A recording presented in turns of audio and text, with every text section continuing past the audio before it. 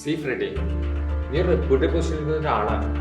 നീ ഇങ്ങനെ വർക്ക്സിനോട് കോൺസെൻട്രേറ്റ് ചെയ്യാതെ നീ ഇങ്ങനെ എനിക്കൊരു ഹെഡേക്ക് ആക്കി കഴിഞ്ഞാൽ എനിക്ക് ഡെഫിനറ്റ്ലി നിന്നെ ടെർമിനേറ്റ് ചെയ്യേണ്ടി വരും. നീ അത് മനസ്സിലാക്കണം. സാർ എന്ത് വേണമെങ്കിലും ചെയ്യും. എനിക്കിപ്പോൾ വേണ്ടത് കുറച്ച് സമാധാനമാണ്. പറഞ്ഞു കഴിഞ്ഞെങ്കിൽ ഞാൻ പൊക്കോട്ടെ. ഫ്രെഡി ഫ്രെഡി ഫ്രെഡി ഞാനൊരു സീനിയർ പോസ്റ്റ് ചെയ്യുന്ന ഒരാളെന്ന നിലയിലല്ല നിന്നോട് സംസാരിക്കുന്നത്, നിന്നോട് പെരുമാറിയിട്ടുള്ളത്. നീ ആർക്ക് വേണ്ടി അങ്ങനെ വെയിറ്റ് ചെയ്യുന്നത്? നീ നിന്റെ ലൈഫ് എന്തിനാ കളയുന്നത്? Please stop this nonsense. Nonsense എന്താണ് സാർ നോൺസെൻസ്? അവൾ എന്തിനെ ഒഴിവാക്കിയെന്ന് എനിക്ക് ഇപ്പോഴും മനസ്സിലായിട്ടില്ല. അത് കാരണം എനിക്കൊരു സമാധാനം കിട്ടിയിട്ടില്ല. ഞാൻ ഉറങ്ങിയിട്ടില്ല.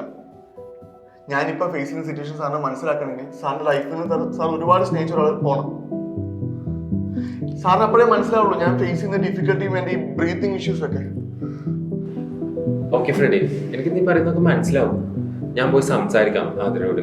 ആതിര എവിടെയാണെങ്കിലും ഞാൻ അവളെ ഇതുവരെ കണ്ടിട്ടില്ല. എനിക്ക് ഫോട്ടോ എന്തെങ്കിലും കാണിക്കൂ. ഞാൻ പേര് കേട്ട് മാത്രമല്ലേ പരിചയമുള്ളൂ.